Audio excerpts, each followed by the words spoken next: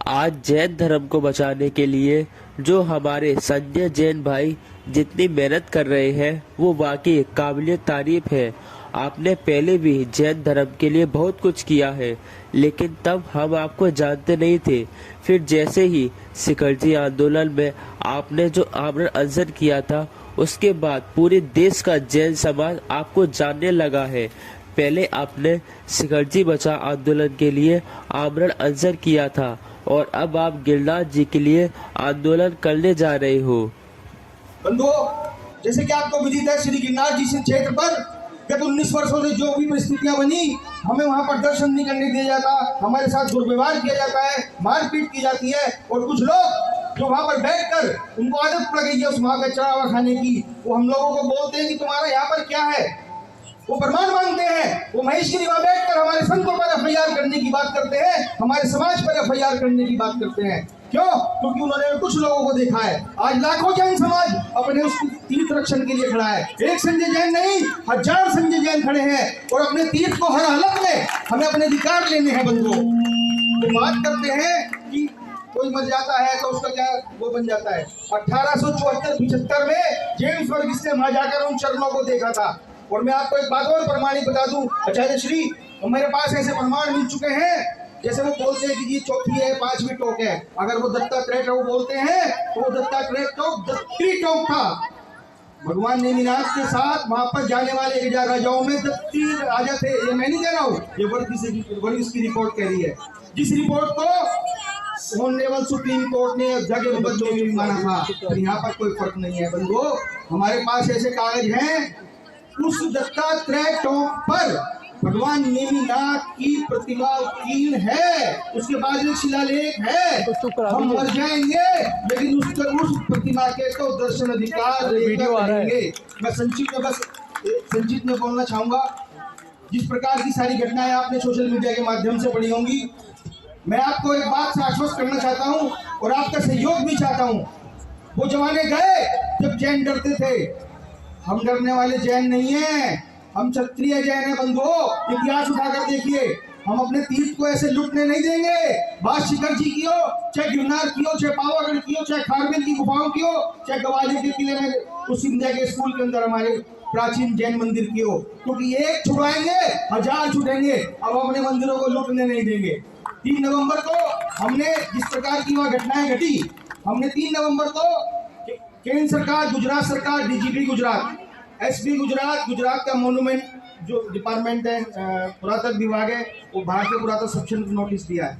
हमारी मांग बिल्कुल संवैधानिक, सामाजिक, धार्मिक मांग है, व्यवहारिक मांग है। हमने मांग की है उस 5वीं टोक से, जिस प्रकार से हमारे पर अवैध अतिक्रमण कर लिया गया, क्योंकि वह टोक ancient monument Gujarat monument act के अंदर रजिस्टर्ड है। वहां पर किसी प्रकार का कोई भी अवैध निर्माण नहीं किया जा सकता, उसको ध्वस्त किया जाए। आप कौन होते हैं वहां पर अधिकार करने वाले? और मैं आपको एक बात और बता दूं, 17 फरवरी 2005 को ऑनरेबल हाई कोर्ट ने किसी प्रकार का किसी धर्म के लिए आदेश नहीं दिया है। वहां पर चाहे दत्तात्रेय के मानने वाले हो, चाहे नेमिनाथ के मानने वाले हो, चाहे कोई टूरिस्ट हो, वो पूर्ण रूप से वहां पर दर्शन कर सकता है। फिर ऐसे क्या कारण रहे कि वो लोग हमें रोका जा रहा है? हमने मांग की है कि चाहे वो पुरातत्व विभाग का अधिकारी हो, चाहे वन विभाग का अधिकारी हो, चाहे एडमिनिस्ट्रेशन का अधिकारी हो, उन सबके खिलाफ सख्त से सख्त कार्रवाई की जाए, जिन्होंने 2004 से लेकर आज तक हमारे स्ट्रीट को लूटने का में सहयोग किया है। वहां पर आपने वो जो पर्वतराज है वो पूरा वन विभाग के अंतर्गत आता है, सेंट्रल गवर्नमेंट के अंदर आता है। आप वहां पर निर्माण कैसे कर सकते हो? ये सब ध्वस्त किया जाए और जैन समाज अपनी मांग को बिल्कुल व्यवहारिकता के साथ रखेगा। गत 12 तारीख को हमारी तीर्थ क्षेत्र कमेटी ने हमें बताया कि वो मध्यस्थता की बात चल रही है। हम स्वागत करते हैं, लेकिन एक सीमा तक, क्योंकि गत 2006 में भी ऐसा आश्वासन आचार्य मेरुभूषण जी को लाल मंदिर जी में दिया गया था। आज 17 साल हो गए, कुछ नहीं हुआ। अब हम आश्वासनों पर नहीं कोई कार्य करेंगे।